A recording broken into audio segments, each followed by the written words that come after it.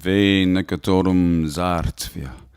Venecatorum gusud dartvia gildabil zar et zaritza. Across the blue sea ocean, across ranges of sharp-toothed mountains, white with snow glistening, beyond the stony places, beyond the vast forest that once spread from Ireland to Siberia. Somewhere deep in there, beyond layers and gravels and sands of memory time, there once was a Tsar and a Tsaritsa, a king and a queen, who lived, they say, majestically in a palace set among pleasant meadows, meads and waters, and surrounded by the vastness of the world as once was. To them were given 3 sons, of course, all of them tall, handsome, courageous, intelligent. See them now as they flew about like bright hawks under the blue sky, on their ponies and horses through the long white days. All of them fine-looking young men, but the handsomest and the cleverest was Tsarevich Ivan.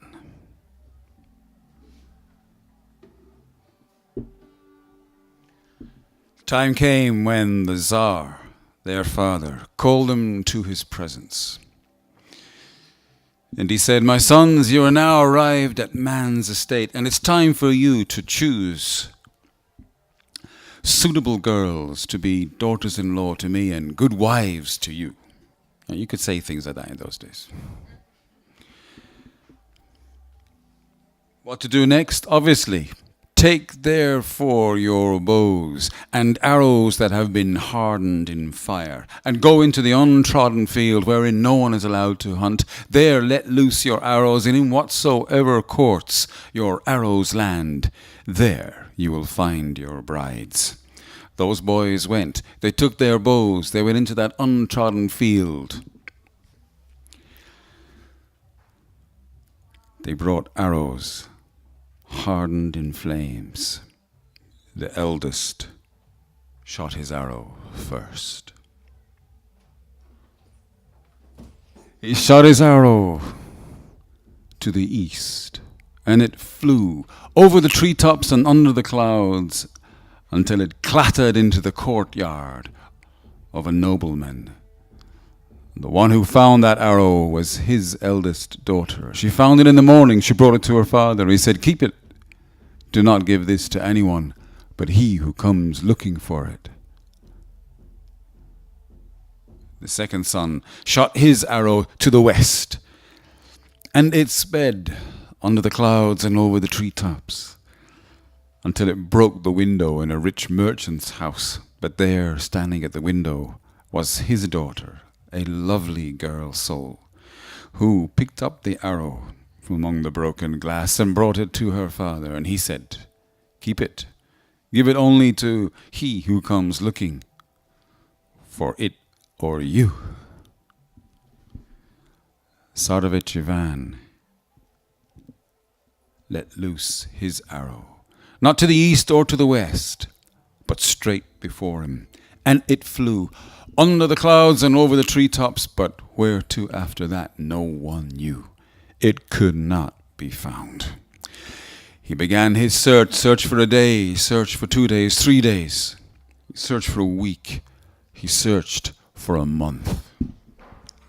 Searched until he had searched all his father's fields, searched the vineyards, searched the places where the herders go, searched the places or even the wildest sheep would wander to, and found nothing, and entered the forest. And there in the forest he came to a place where the ground squelched under his feet, where the going was difficult and the black ground oozed.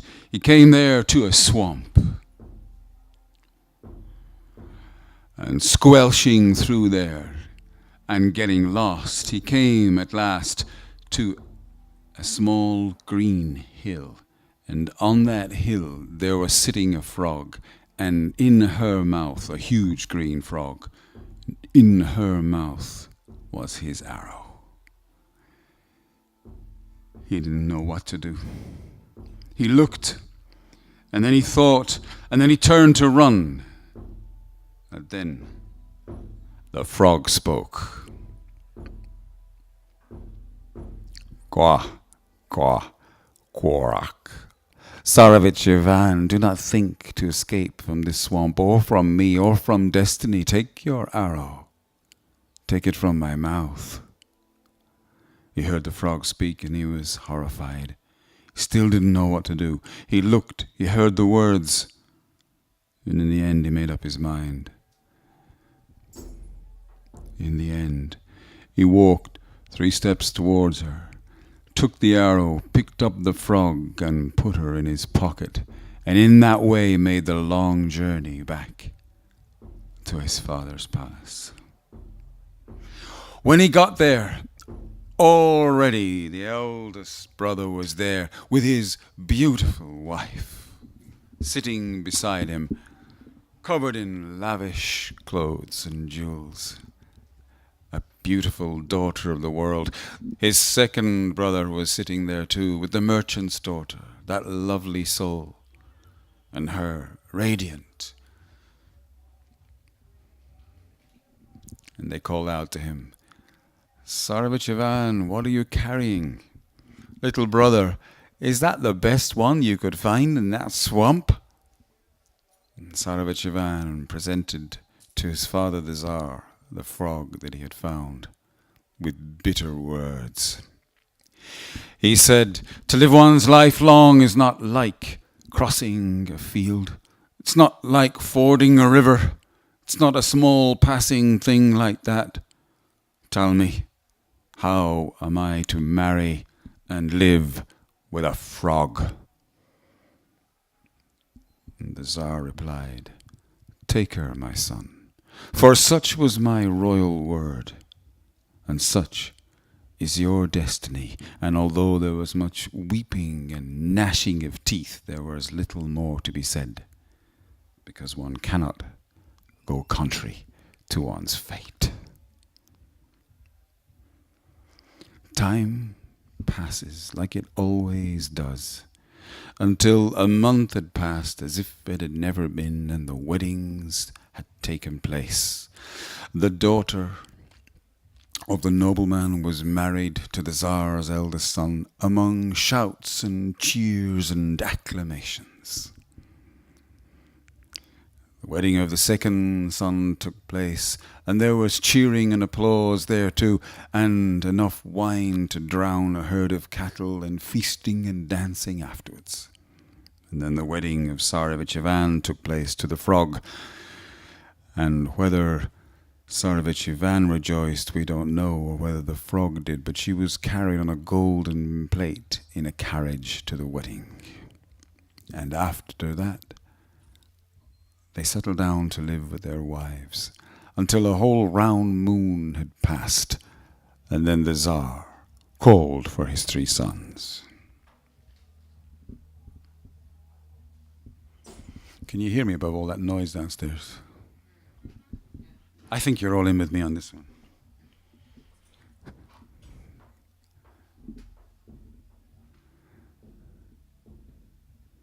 The Tsar said, my dear sons, I would like to see something from the hands of my daughters-in-law. Take therefore any threads or silks you might require from the royal treasury. Let me see now. Tell them to bring me some weaving against the morning. Tell them to weave something tonight and to present it tomorrow morning. You yourselves bring whatever your wives make, that I might see with my own eyes and touch with my fingers their handiwork. And those boys rushed back to their young wives, well, to the eldest 2. And they said, have you ever woven anything? And I said, no, We've never learned to do anything useful. What do we know about weaving?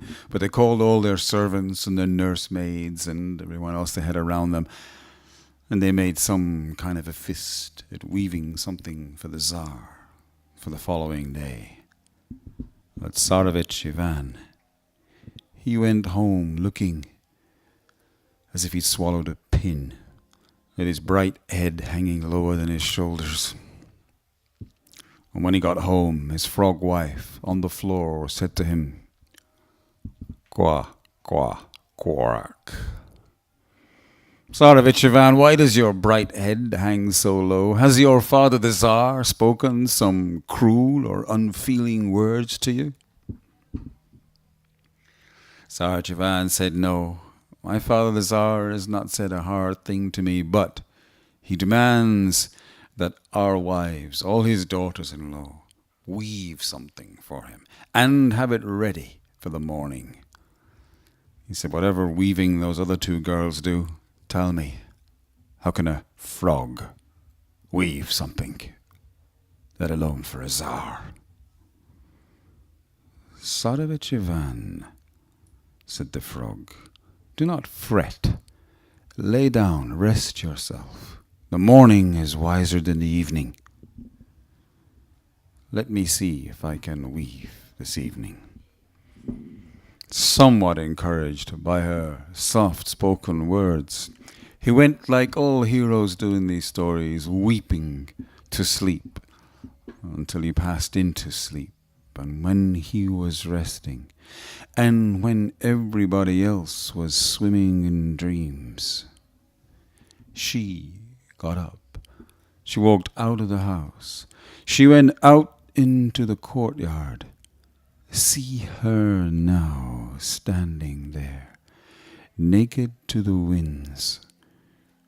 She clicked her fingers to the east wind. She clicked her fingers to the west wind. She spoke to the night air. She spoke under the moon. She said, "Bring me a loom, bring me threads, bring me everything, such as we had in my father's house. I wish to weave a cloth for a Tsar." There appeared a loom. There appeared threads. There appeared threads as fine as starlight. There appeared cloth as soft as moonlight, and she began to embroider.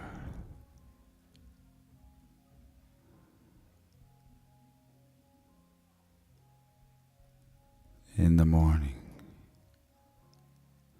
when he awoke, there lay a silk beside his pillow, and somewhat heartened by its colours and its finesse, he rushed to the palace.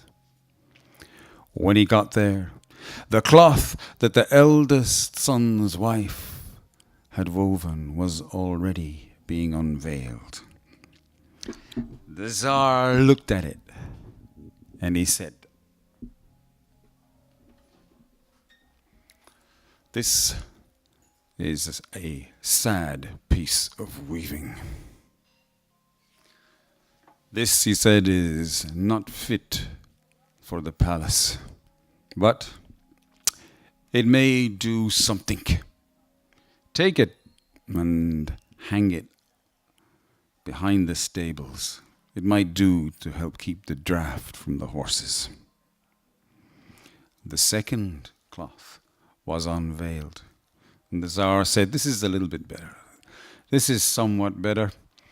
Bring it to the bathhouse. I'll use it to wipe my feet on when the weather is muddy." But then the cloth that the frog wife had woven was unveiled, and then everybody gasped.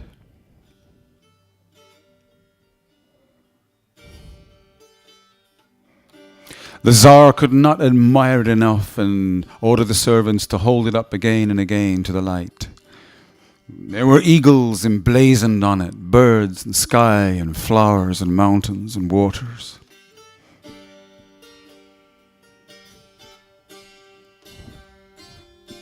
The forests that he ruled over were there. It seemed so finely woven, so clear, so brightly colored, he could always smell the fragrance of the world from it.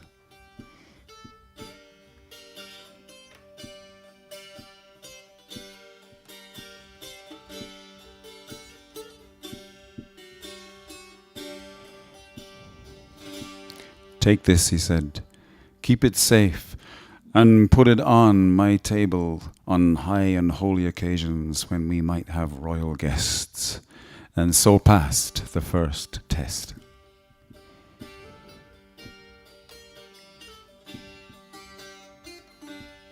How many is there going to be?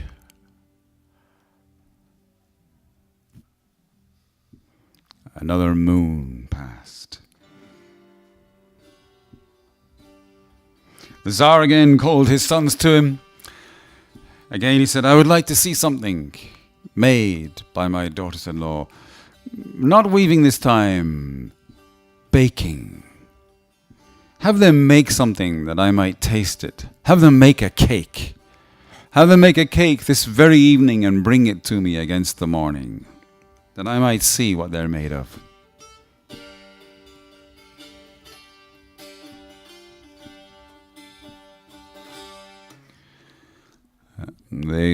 Those boys went. They rushed back to their wives. They began work immediately. The Tsar wants a cake this time. Let's not be outdone by that frog witch. This time, those daughters of noblemen and merchants, they sent a servant to spy on the frog wife to see what she would do, that they would match it or better it. And when they got there, they saw a frog on a coal stove making a slippy, sloppy mess, pouring it over the stove and reciting a spell over it. And they went back, made the same coal mess, poured it onto a coal stove, recited every kind of spell that they heard or thought they heard, but nothing came of it. And they were at that for the large part of the night when they hurriedly had to get something together to show the Tsar. They were somewhat misled. Tzarevna Ivan went home looking like he'd eaten a meal without salt. When he got there, his frog wife said, Kwa, kwa, kworak. Tzarevna Ivan, why does your bright head hang lower than your shoulders? Has your father the Tsar said some hurtful, cruel, hard word to you? My father the Tsar has not said anything hard to me, but demands now that all of his daughters-in-law make a cake for him. Did he remember the weaving? No. Do humans ever remember anything? No, they forget everything. You may be wondering at the stupidity of such heroes, but the story tells about human beings. Who they're married to, who their sweetheart is, and who their mother is, and what they forget.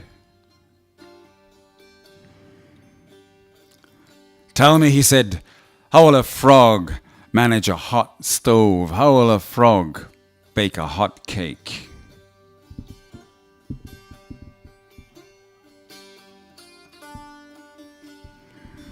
Tzarevna Ivan, she said, lie down and rest for a while. Tomorrow is wiser than today.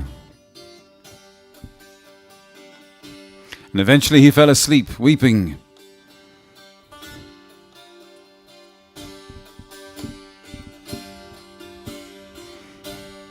And when everyone had gone, and when she was alone, when the world was swimming in its dreams, she got up and took off her frog skin, went out into the courtyard. See her now, standing there under the moon, in the cool of the night. She clicked her fingers to the east, clicked her fingers to the west,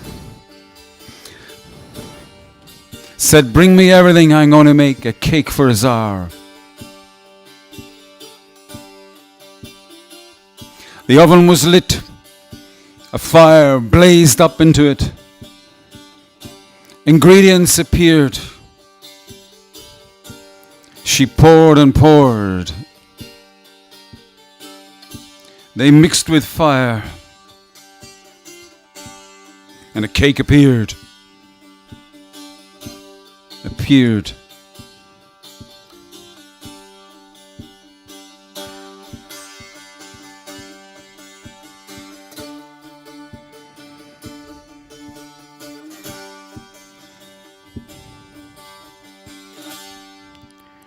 In the morning that cake was wrapped in cloth, and Tzarevich Ivan rushed to the palace. When he got there, the eldest son's cake was being unwrapped from a carpet it was held in. And the Tsar looked at it and said, "This could only be eaten in misery. Give it to the beggars at the royal kitchen door." And the cake was flung out.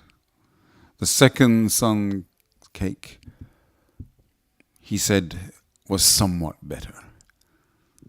"Give it to the royal hounds. It might speed them up on the next hunt."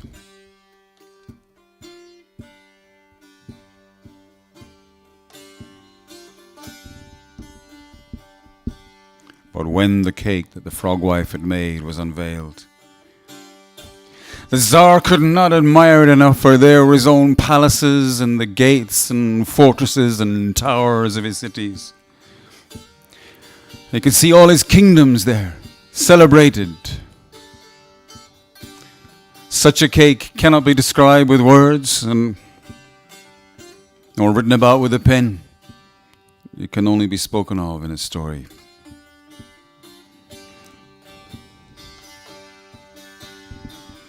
The Tsar took one tiny pinch from the edge of it when he admired how beautiful it looked, and put it into his mouth, and he said, "God's world is wonderful. Keep this cake and put it on my table on high and holy occasions when we shall have royal guests." And so the second test was carried out. Are you getting tired? It's actually perfectly okay to fall asleep during stories, but the trouble is you should know them first, then you don't get lost. In the old days, we would all know these long, big stories, listen to them over and over and over again,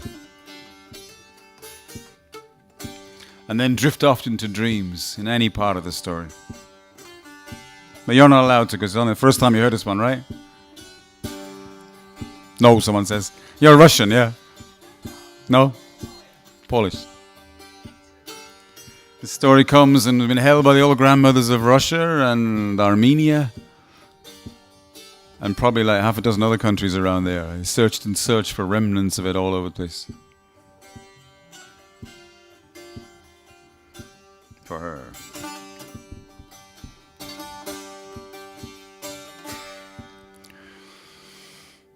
Where were we? Third moon. Third test. The Tsar called his sons to him. This time, weave a carpet. Embroider it with silver and gold threads and have it ready for the morning. Those boys rushed home. They took the finest threads from the palace treasury, but whatever they took, it was hard work for those girls and their servants and their nursemaids and everyone else they pulled into it to make any kind of a carpet and have it embroidered. Tzarevich Ivan went home, and his frog wife on the floor said, "Qua, qua, quark. What the fuck's wrong now? Your father said something?"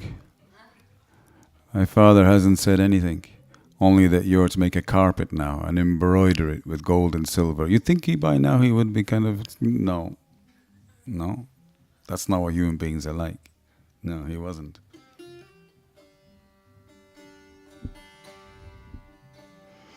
"Tzarevich Ivan, you worry too much, you fret too much, lie down and sleep, if that's all you can do. Leave your little frog wife here. Let's see if I can make a carpet. Let's see if I can have it embroidered. Let's see what the morning brings." And commanding him so, he fell asleep, weeping. And when he was unconscious, and when all the other humans were gone in the depth of night, she goes out into the courtyard a third time. She took off her frog skin. She stood there naked to the wind. She spoke to the east wind, spoke to the west wind. She said, "Bring me a carpet making loom. Bring me gold and silver threads. I wish to embroider with the gold of the sun and the silver of the moon this carpet, red and beautiful, to present to the Tsar's eyes in the morning, soft in his hands. Bring me everything."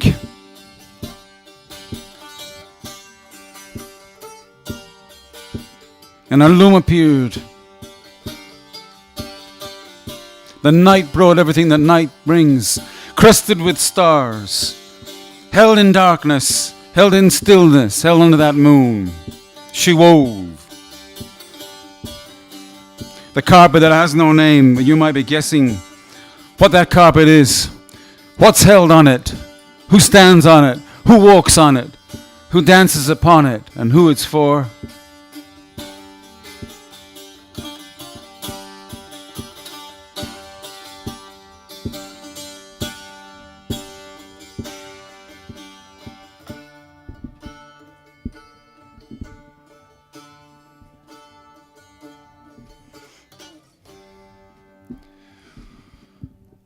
It was rolled up next to his pillow in the morning when he awoke, and he rushed to his father's house with it, and it was unrolled before the Tsar. Already he had sent the eldest son's carpet for wiping boots in muddy weather, with the hounds or the stables or some such place. The second son's wife, her carpet had already been sent to some corner of the kitchen where the servants might wipe their feet. But when this carpet was unrolled, the Tsar gasped and could not admire enough. Although it is a king's job to be capable of judgment and to be able to judge all things, and this king was quite capable of judging things, and knew as much as anyone else, and a little more.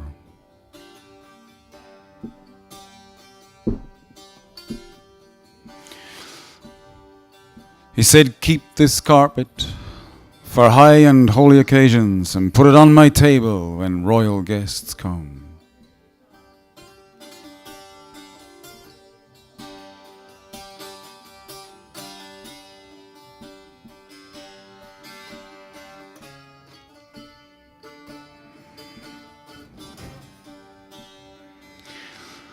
"Now, my dear children," he said, "you have done everything. Congratulate your wives and send them my thanks. And tell them that I personally wish to congratulate them. I personally wish to speak with them. So let's have a ball. Let's have a dance. In a month's time, tell them to come here. I will have presents and food and wine, and dancing will take place all evening, all night until dawn. Come to a great ball. I will invite all our royal guests from neighboring kingdoms, and all of the nobles and all of the aristocrats and boyars and high people. Let you come and enjoy. Let me reward you all." And those boys rushed home delighted that now at last they could present their beautiful wives just for how they looked, and they knew very well how to look fine on high public occasions. But Tsarevich Ivan, I went home looking as if he'd eaten a meal without salt and swallowed a pin at the same time. And when he got home, his frog wife said to him, "Quack, quack, quack, what now? Has your father the Tsar said something terrible? Has your father the Tsar said something hateful to you?" "My father the Tsar now wishes to congratulate all of you. He has announced a dance, a ball, a great feasting. All the neighbors will come. We will have royal guests. All the important people from kingdoms all around will be here. Tell me, how am I going to present myself with a frog for a wife?" "Tsarevich Ivan, you worry too much. That month went by. He fretted the whole time." As do we, held in the arms of the great tree of life, and yet forever departing. Not trusting, not willing. Whatever about all that, a month passed. The day of the ball arrived, and he was looking as miserable as usual.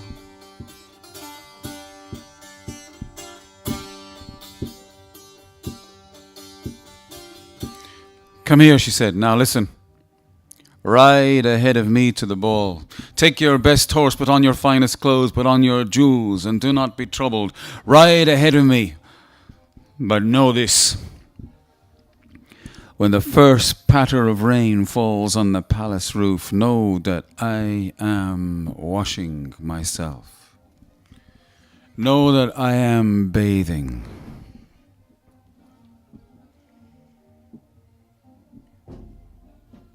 When the first blast of lightning comes,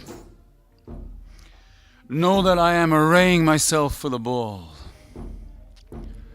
And when you hear the thunder, go to the door or the windows of that palace of that father of yours and see what you will see. And somewhat hearkened by the way she said it, and somewhat hearkened by her authority, he took that horse, he put on those clothes, he put on his jewels, he rode away to his father's house. And when he got there, the wine drinking and some of the nibbling of the feast had already begun, and everyone was in good cheer. And there was his eldest brother with that nobleman's daughter, dripping with jewels, dressed in the finest. I find it a little bit hard to compete with downstairs, but are you kind of still with me? I was sort of shouting to myself up here. It's even here's a kind of lack of culture, you know. Perfect, all right. With those strong words of encouragement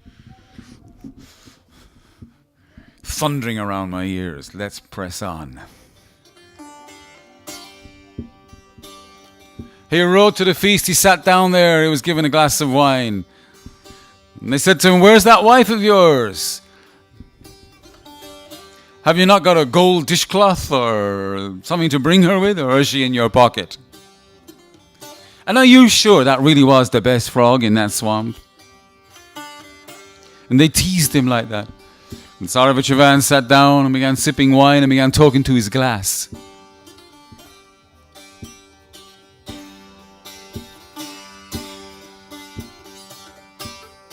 Just that moment, there was a pitter-patter of the first few drops of rain from the black clouds that had gathered.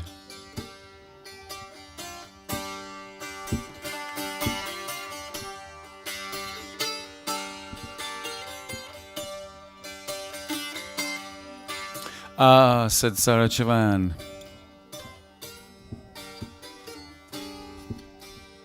"that will be my little wife bathing herself." And the people looked at him. But then there was a flash of lightning, bright and terrible. "Ah," he said, "that will be my little wife arraying herself for this ball. She's getting dressed." And then they began to feel bad about their jeering, about their poking fun at him. And they looked at each other and thought, "Tzarevich Ivan has gone mad. What's it like living with a frog? No wonder, poor thing." And they spoke little words like that amongst themselves until the thunder came. The thunder of horses coming into the courtyard.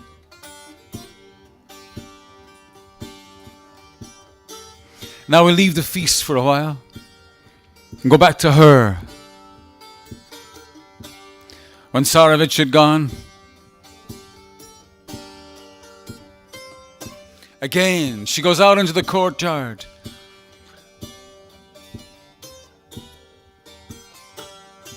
This time was not night, it was in full day, and everyone was gone to that feast.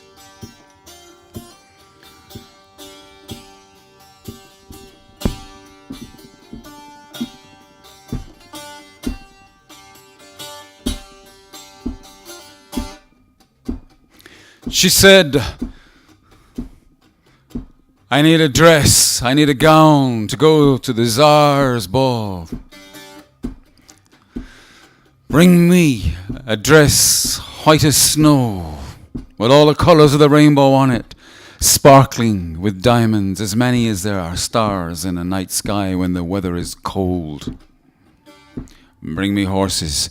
I wish to ride in state. 6 horses, let them have gold-shod hooves, with gold crests, with gold reins, all gold trappings, and let there be footmen walking behind and footmen running before. Let them too have gold livery. Let the carriage be a carriage of state, white, emblazoned with gold decoration. Let it appear now. And it did. And those horses came, that carriage came, those footmen came, everything in gold and white. And into that carriage she stepped, wearing a dress that looked like the night sky and the beauties of dawn embroidered onto white snow. And in that radiant costume, there she thundered in that carriage into the courtyard of the Tsar's palace, when that same thunder was rolling, and all of those courtiers and all of those neighboring aristocrats and nobles and boyars and all those important royal people rushed to see what this tremendous clatter was, or whether the thunder itself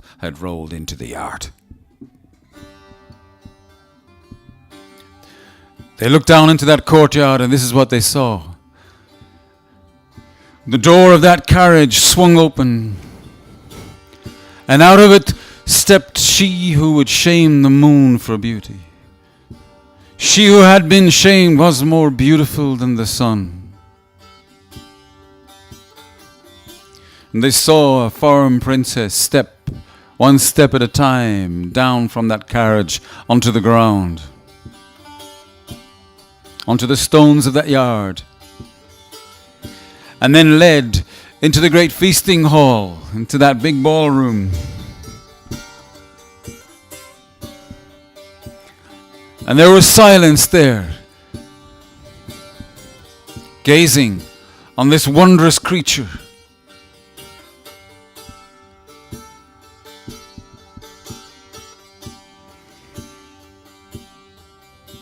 The most beautiful flower on the face of the broad earth.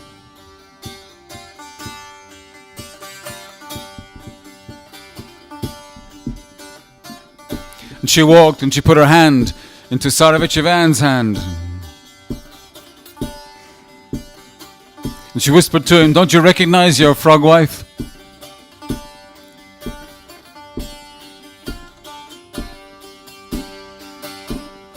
"Don't you recognize your little frog wife?" "Quack, quack, quack."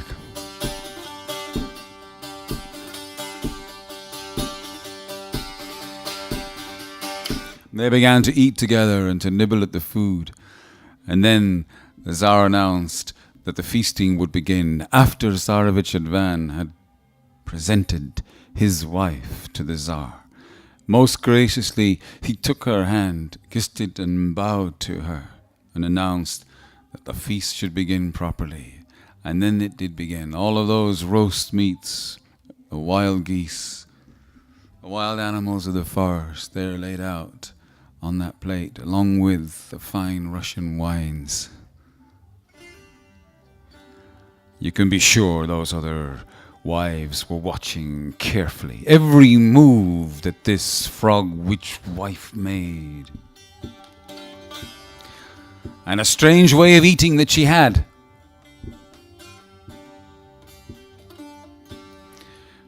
Before she would put anything into her mouth, she first took a small pinch of the roast swan, or of the roast meats, or of the berries, put them into her right sleeve. And before she took a sip of the red or white flowing wines, she spilt a small drop into her left sleeve. And in that manner she ate the entire feast.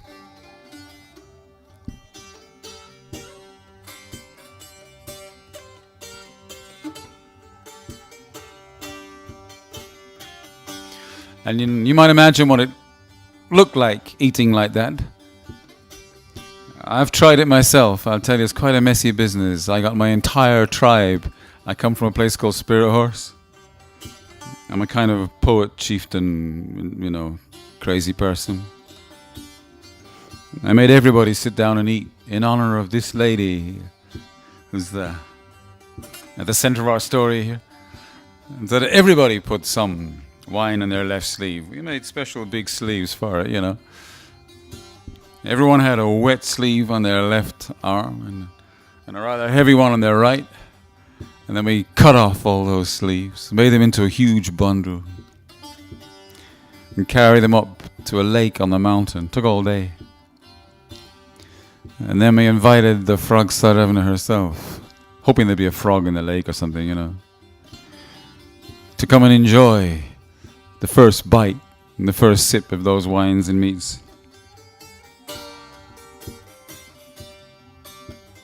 And we shot arrows into that lake and stood there waiting for thunder to roll. That's not a fairy tale, that's just chat.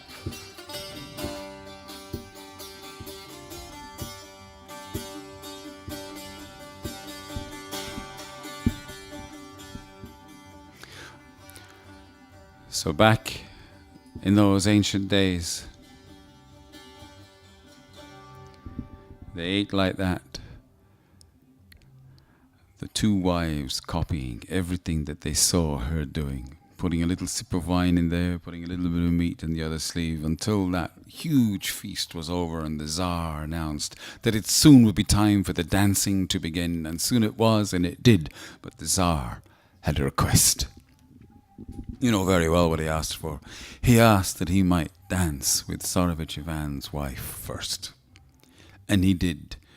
That old man gracefully held that young woman in his arms and moved her over the floor. She flowed around him like a swan on water. And the Tsar then graciously passed her to his youngest son and Tsarevich Ivan, and that woman, the frog wife, danced together. And a fine sight they were too, with all of those courtiers looking on. But then she whispered into his ear, "Tsarevich Ivan, sit down a while. Let me dance alone." Now she's dancing alone on the floor.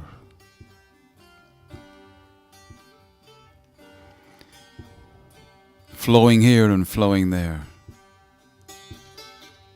She began to wave those long Russian sleeves to the left and right.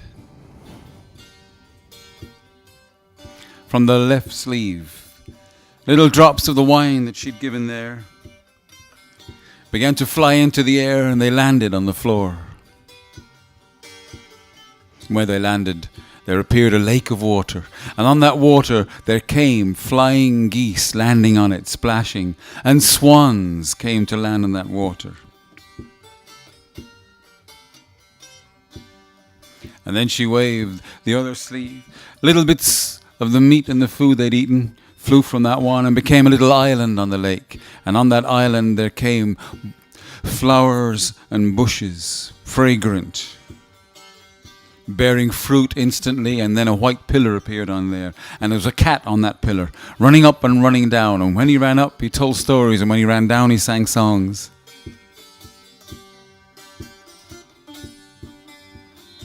That was the dance of the Frog Princess.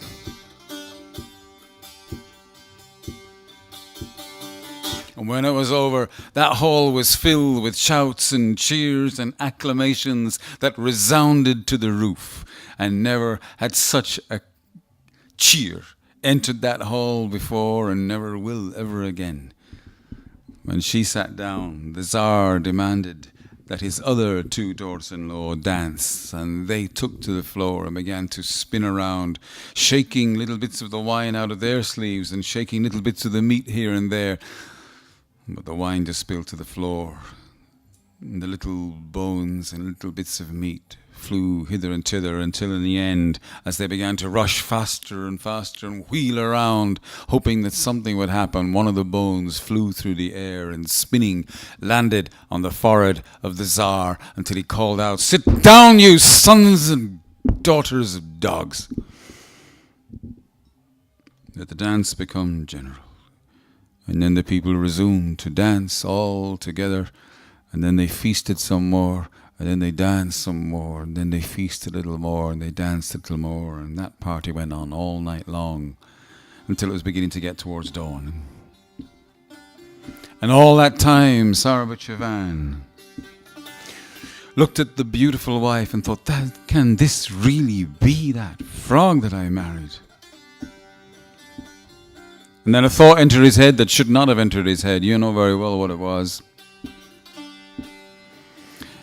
And for a few moments he asked to be excused.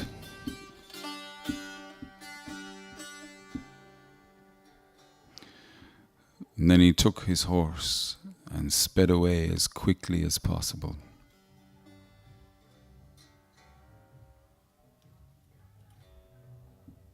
Back to their house. He searched until he found what he was looking for. When he found it, he flung it into the fire that was still glowing with embers, and it blazed up all of a sudden, gave off a terrible smoke, and then all was gone, turned to ashes. And then he rode back to that feast, sat again beside his wife, had one last dance, drank a little more of the wine, and then they travelled home together. When they arrived in the house, she began searching, and then she spoke to him. She asked him. She said, "Where is my garment?" "If," he said, "you mean that frog skin, I threw it into the fire, never to see you in that form again." "Oh, Tzarevich Ivan," she said, "Tzarevich Ivan, if only you could have waited just 3 more days, that spell would have been broken and I could have remained here as your wife. But as it is, with your impatience, now it's like this.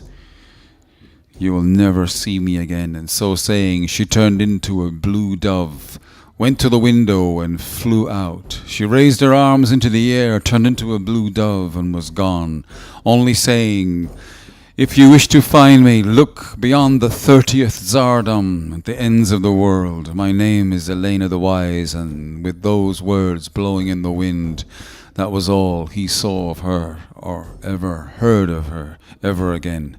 And that's the end of our story. So be careful. What? You don't like the ending?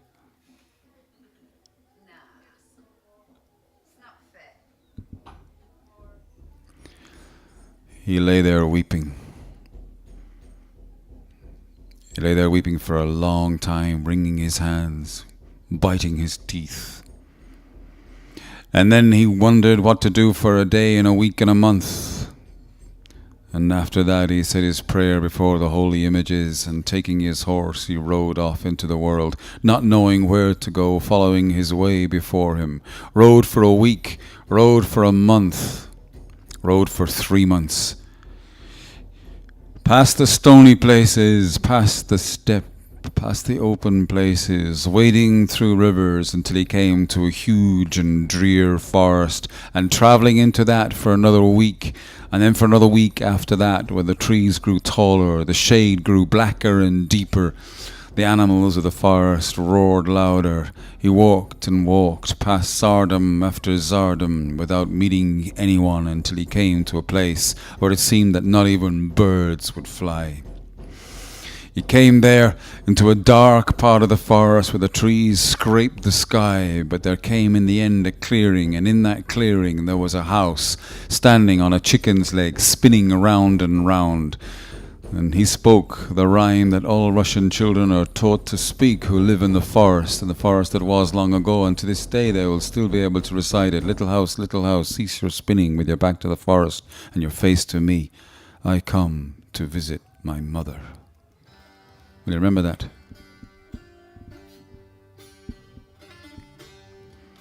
All around the house there were bones, the remnants of messy meals. He climbed up the ladder into the house, which had ceased spinning, and there was the old Baba Yaga herself. Old bony-legged, the rejected one, the ancient one, the fearsome one, surrounded by her messy meals and stinking.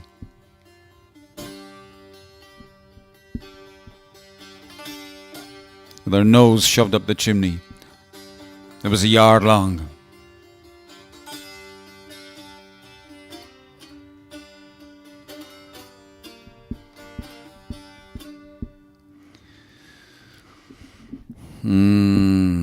She moaned in her dreams. A long time since I smelled Russian blood. Who was in my house and muttering in her dreams? She woke. She said, "Well, young sir, a king's son by the look of it, have you come here because you had to, or have you come of your own accord?" "I come," he said, "forced by fate, but of my own choosing." "Well, what brings you out here? No one comes here. What are you doing in my house? Looking to become one of my meals?" "Shame on you," he said, "you old bag of bones. To start asking me questions when you haven't even offered me a drink. You haven't even offered me something to eat. You haven't even offered me a bath." And she liked him.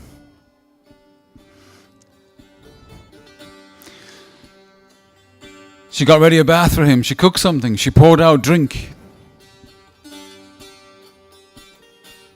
"Let me limber your tongue," she said, "and tell me your tale. What brings you out here? No one comes here.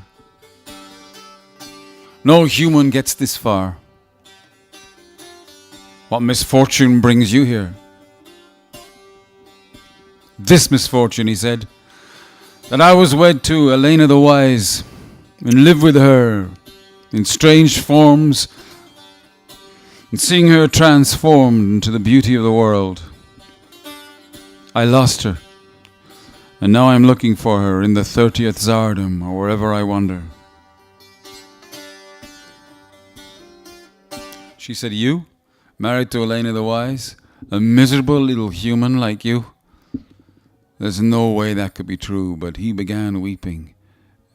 He began weeping and it didn't stop. "I long to see her again," he said. "Do you know anything about her? If you know of her, if you know something of her, send me on my journey." When his weeping cut into the heart even of the Baba Yaga, she said, all right. Once every 3 months, she comes to my house to pick my lice and to carry messages from her father. Be you here in my house at that day. Stay here with me, stay well hidden until that day arrives. When she comes, she'll come in the form of a blue dove. Yes, he said, seize that bird.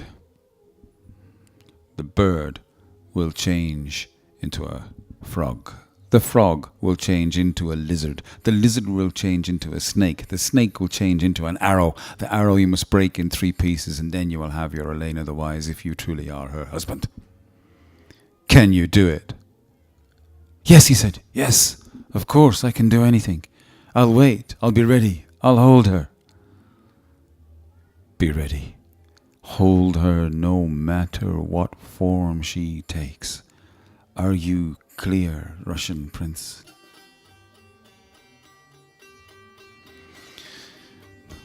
The weeks and months passed. And then a day came. The blue dove appeared. He seized that bird in his hands and held that bird fast, with hope bursting in his chest.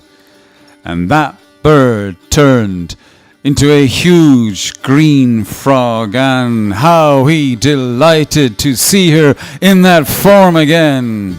He held her close and almost wept with happiness to hold that frog again. Almost ready to dance with her, so overjoyed was he.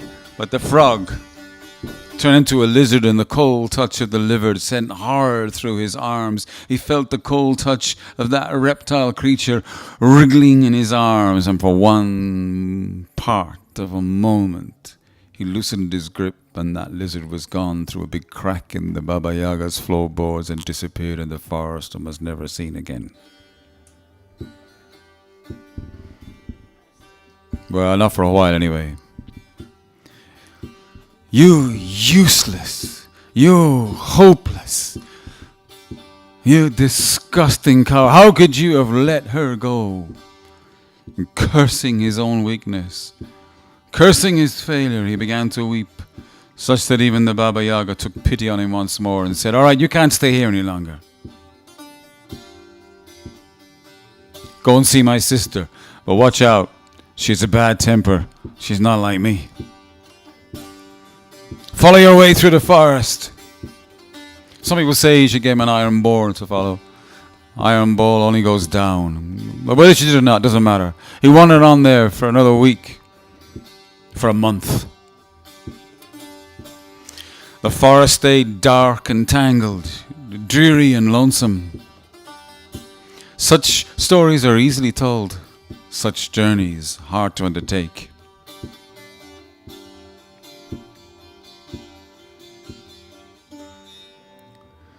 He came to another clearing. There was another hut spinning on a chicken's leg. He again called out, "Cease your spinning with your back to the forest, your face to me. I come to visit my grandmother." Again he went up there. Again he did battle with her questions. "What the fuck are you doing here? No one comes this far. Who are you? One of those disgusting humans, one of those funny Russians?" "Grandmother, I have lost my wife, Elena the Wise. Limber my tongue with a little drink. Feed me a little. Grant me shelter. Be my host tonight." And his weeping was real, and she saw that. "Once a month that girl comes here in the form of a blue dove. She changes. You must hold her. Can you do it?" He said, "This time I will do it. No matter what. This time I will do it. I will hold her till the end of the world."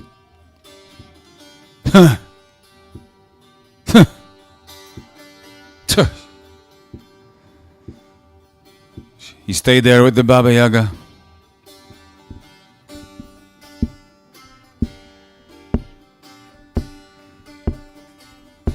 The day came.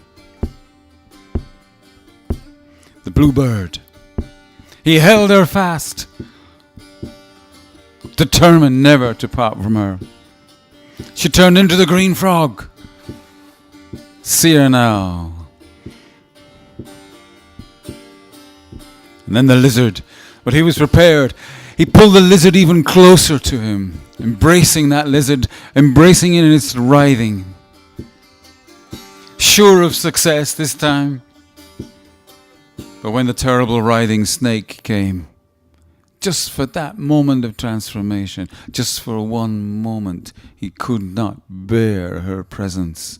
He could not bear the feel of the writhing snake, and the snake was gone in the crack in the floorboards, and he was there, biting his teeth and wringing his hands and weeping, and the Baba Yaga said, "You must fuck off, you useless human. Get the hell out of here, you useless, horrible. You couldn't even hold her for those few moments. You who claimed to be her husband and to love her. That much, that little thing you could not do." And she berated him over and over and over and sent him on his way. But his weeping was hard. And she told him, "Go and visit my eldest sister. But watch out. Her temper is really bad." He went through the forest. "I won't keep you here all night. It was a long journey. What does it matter?"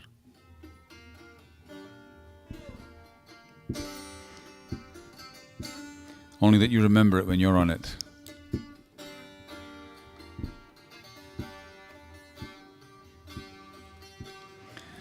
Came to that other hut. It ceased its spinning. He walked up to visit that ancient grandmother. "Aye, Elena the Wise comes here every week to pick my lice. Hold her and hold her fast. But you'll never get another chance. You'll never see her in the white world again. If you want your Elena the Wise, if you are indeed her husband, if she is indeed your wife, you will hold her this time, or never see her again." The bird came. The frog appeared, and he held. The lizard appeared, and he held the snake, and he held. The snake became an arrow, and that arrow he broke into 3 pieces. And there in his arms was her, more beautiful the sun, his own wife, Elena the Wise,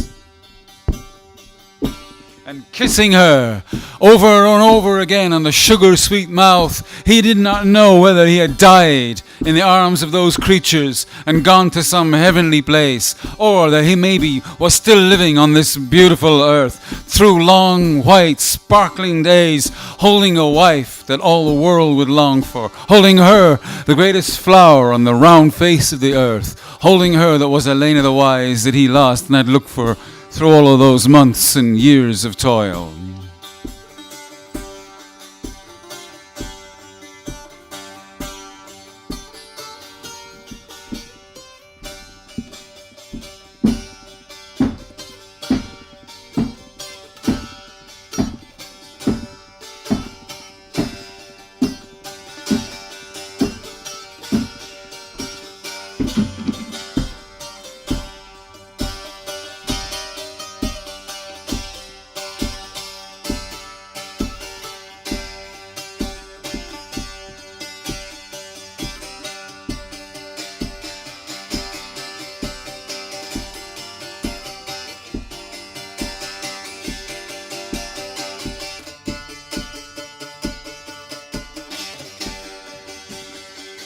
The Baba Yaga gave them 2 white horses to ride, like the wind, back to his own father's palace.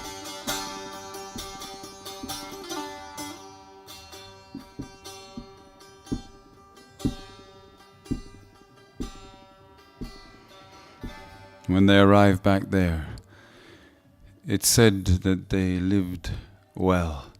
It said that the Tsar gave over his kingdom to Tsarevich Ivan. It said that she lived there with him always, that they lived in abundance through those long, white, ancient days. It said that they were happy. And even if that is not true, and that they did not live well, may we, and having heard this story that comes from the beginning of time, may all of you go forth from here in radiant contentment.